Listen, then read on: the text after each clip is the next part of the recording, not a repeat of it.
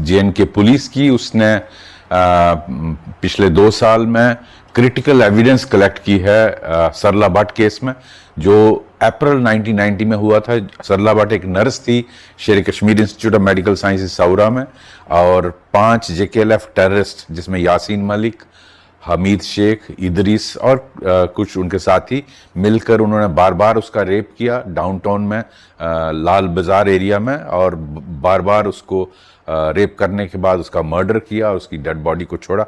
जिस तरह से नाजीज का ट्रायल बहुत देर से जो ज्यूज का उन्होंने हॉलोकॉस्ट किया था, उनको जस्टिस दिलाया गया बहुत सालों के बाद।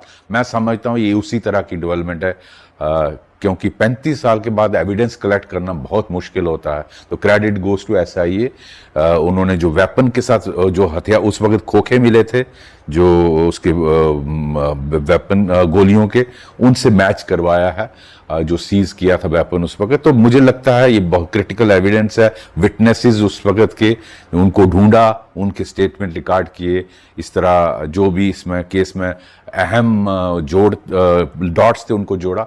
तो ये बहुत बड़ी डेवलपमेंट है। इस तरह के और भी बहुत इंपॉर्टेंट केसेस हैं जिनकी वजह से एक्चुअली सरला भट्ट जैसे केसेस से एक डर का माहौल कश्मीरी पंडित कम्युनिटी में हुआ, और ऐसे ही केसेस रिस्पॉन्सिबल थे कश्मीरी पंडितों का विस्थापन कश्मीर से करवाने के लिए।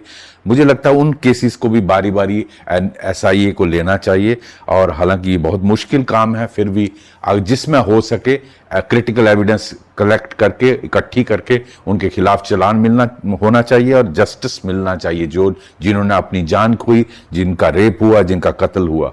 और ये एक बहुत बड़ी डेवलपमेंट है कश्मीर से। हालांकि सुप्रीम कोर्ट ने भी इन केसेस को ओपन करने के लिए मना कर दिया था। मैं समझता हूं ये बहुत डेवलपमेंट अच्छी हो रही है। धन्यवाद, नमस्कार।